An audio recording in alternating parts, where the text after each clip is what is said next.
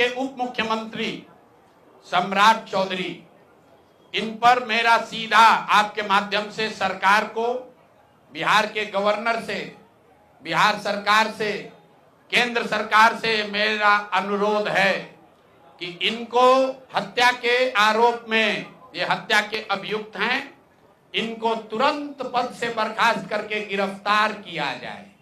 क्यों किया जाए ये समझिए। तारापुर में 1995 में 7 लोगों की जो हत्या हुई और 7 मारे जाने वाले लोग कुशवाहा समाज के लोग थे। ये बिहार में जाति की राजनीति करने वालों के लिए सबक होना चाहिए। सम्राट चौधरी कहते हैं मैं कुशवाहा हूं। 7 लोगों की जिनकी हत्या के ये अभियुक्त हैं, आरोप नहीं है, मैं शब्द बहुत सही समझ के बोल रहा हूं। 7 लोगों की हत्या के अभियुक्त राकेश कुमार उर्फ सम्राट कुमार मौर्य उर्फ Samrat Chaudhary, Tarapur case number 44/1995, note कर लीजिए। 44/1995 में 7 लोगों की हत्या हुई, उसमें ये अभियुक्त हुए और जो केस है चीफ जुडिशियल मजिस्ट्रेट को 24/4/1995 को इन लोगों ने डॉक्यूमेंट सबमिट किया। बिहार विद्यालय परीक्षा समिति का एक एडमिट कार्ड सबमिट किया जिसमें बताया गया कि KNVMH ये स्कूल का नाम है जहां से ये एडमिट कार्ड इशू हुआ है। सम्राट चंद्र मौर्य, पिता का नाम Shakuni Chaudhary, date of birth 1/5/81, result fail, number आया 268, कैटेगरी प्राइवेट। ये सुप्रीम कोर्ट का डॉक्यूमेंट है जो सम्राट चौधरी ने जमा किया है, जिसमें ये बताया है कि इनका डेट ऑफ बर्थ 81 है, उसके हिसाब से 95 में चीफ जुडिशियल मजिस्ट्रेट ने नाबालिग होने के नाम पर इनको वहां से राहत दी। इनको जेल से निकाला गया क्योंकि ये 15 साल के थे और कानूनन 18 साल से कम उम्र के बच्चे को अभियुक्त के तौर पर जेल पर नहीं रखा जा सकता था। अब ये बात तो पब्लिक की जानकारी में है। अब मैं क्यों कह रहा हूं कि इनको आज अरेस्ट करना चाहिए, क्योंकि 2020 का जो सम्राट चौधरी ने अपना इलेक्शन एफिडेविट दिया है, इसमें अपना उम्र इन्होंने बताया है 51 साल। ये सम्राट चौधरी का इलेक्शन एफिडेविट है। इन्होंने अपना उम्र बताया 2020 में 51 साल। इसका मतलब है कि 2020 - 26, तो 1995 में इनका उम्र था 26 साल। तो 26 साल के उम्र के आदमी को कोर्ट ने गलती से गलत सर्टिफिकेट के आधार पर नाबालिग होने के नाम पर अभियुक्त होने के बावजूद, ध्यान दीजिए, अभियुक्त होने के बावजूद इनको जेल से बरी कर दिया गया था कि ये 15 साल के हैं, जबकि इनका अपना डॉक्यूमेंट बता रहा है कि ये उस समय 26 साल के थे। तो 26 साल के उम्र के आदमी पर अगर 6 लोगों की हत्या का आरोप है तो जब तक कोर्ट से वो फ्री नहीं होते हैं तब तक उनको जेल में होना चाहिए। और ये आदमी यहाँ का उप मुख्यमंत्री बनकर बैठा हुआ है। तो मैं यहाँ के मुख्यमंत्री से और बिहार के माननीय राज्यपाल से ये अनुरोध कर रहा हूं कि हत्या का आरोपी, हत्या का अभियुक्त सम्राट चौधरी, राकेश कुमार उर्फ सम्राट चौधरी उर्फ सम्राट कुमार मौर्य आज संवैधानिक पद पर बैठे हुए हैं। ये देश के संविधान का, देश के विधि विधान का इससे बड़ा अपमान नहीं हो सकता है कि जिस व्यक्ति को जेल में होना चाहिए वो आदमी यहाँ का उप मुख्यमंत्री बना हुआ है। तो मुख्यमंत्री नीतीश कुमार सीधे इस पर कार्रवाई करें।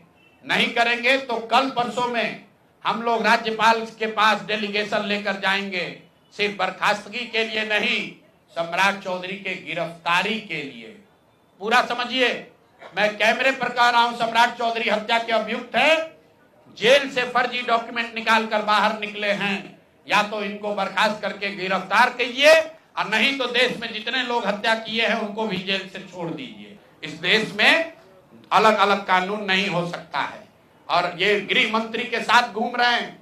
मोदी जी को हम लोग कल पत्र लिखेंगे कि आपके पार्टी का नेता, जितने लोग भाजपा के समर्थक हैं, भाजपा के जितने लोग नेता हैं, कार्यकर्ता हैं, वोटर हैं, आपके जरिए से सबको बता रहा हूं, मेरे भाई एक बार अपने दिल पर हाथ रखकर सोचो। जिस व्यक्ति पर 6 लोगों की हत्या का आरोप है, जो व्यक्ति 6 लोगों की हत्या का अभियुक्त है, उसको तुम अपना नेता बनाकर बिहार का उप मुख्यमंत्री बनाए हो और तुम अपराध की बात करते हो, तुम जंगल राज की बात करते हो। तो सम्राट चौधरी को अभी के अभी पद से इस्तीफा देकर पुलिस को अरेस्ट करना चाहिए। और अगर पुलिस अरेस्ट नहीं करती है तो हम लोग कोर्ट में मूव करेंगे, कोर्ट के संज्ञान में इस बात को लाएंगे कि साहब ये बताइए कि कैसे आपने इनको बेल दिया है, कैसे इनको आप समाज में बाहर रहने की अनुमति दे रहे हैं। और सम्राट चौधरी की अंतिम बात, इनके अपराध की गाथा की, सिर्फ हत्या के अभियुक्त नहीं है। बिहार में पुरानी पत्रकारिता करने वाले लोग, आपने शिल्पी गौतम के रेप और हत्याकांड की कहानी सुनी होगी।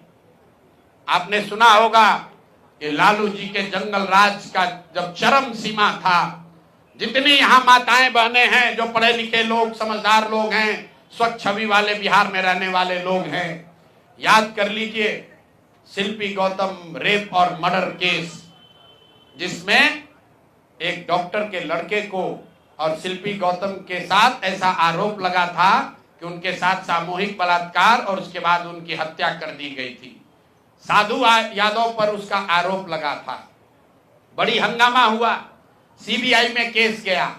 मैं आपके माध्यम से आज पूछ रहा हूं कि क्या अभी के उप मुख्यमंत्री सम्राट चौधरी उर्फ राकेश कुमार उर्फ सम्राट कुमार मौर्य उस केस में संदिग्ध अभियुक्त के तौर पर नामजद थे या नहीं थे, ये प्रेस में वो बता दें, उसके बाद हम उसका डॉक्यूमेंट आपको जारी करेंगे कि इनका सीबीआई ने इनको अभियुक्त के तौर पर इनकी जांच की थी कि नहीं, उस मुकदमा में इनको नामजद संदिग्ध बनाया गया था कि नहीं।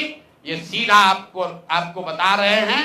ये आए और ये पूरा केस तब के भाजपा के नेता सुशील कुमार मोदी जी ने उठाया था और तब सम्राट चौधरी यही साधु यादव और राजद के गैंग के हिस्सा थे।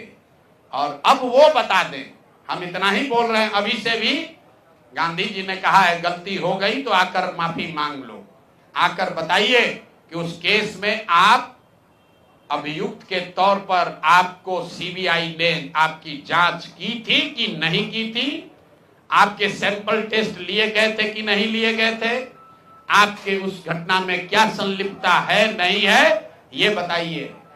उस केस में आपको बता देते हैं लालू जी का प्रभाव था, साधु यादव को बचाने के लिए केस को बंद कर दिया गया, लेकिन वो केस खत्म नहीं हुआ। पटना के एक एक आदमी को याद है वो घटना।